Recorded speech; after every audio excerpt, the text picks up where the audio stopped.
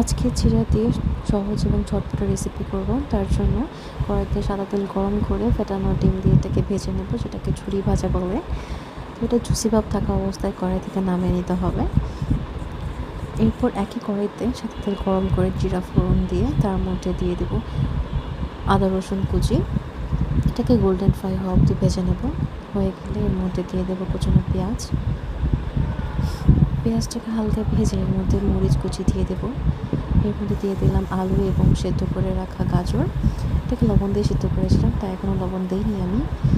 এখন দিয়ে দেবো হলুদ, একটু হলুদ নেড়ে নেড়ে চেড়ে পেঁয়াজ পাতা দিয়ে দিলাম। ঝোল ঝরানো জিরা, যেটা লাল চালের জিরা, খুবই স্বাস্থ্যসম্মত। এটাকে এখন মিডিয়াম হিটে একটু নাড়াচাড়া করে রান্না করতে হবে। তারপর দিয়ে দিলাম লবণ। তারপর সেদ্ধ করে রাখা আমার কিছু ডাল ছিল, এটা অপশনাল, আপনারা চাইলে নাও দিতে পারেন। এখন ঝুরি ভাজা যে ডিমের যে ঝুরি ভাজা ছিল এটা দিয়ে দিলাম।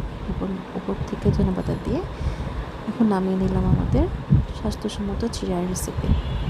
চাইলে এটা আপনারা সকালে কিংবা বিকালের নাস্তাও খেতে পারেন, যেটা খুবই স্বাস্থ্যসম্মত। আজকে এই সময় টাটা।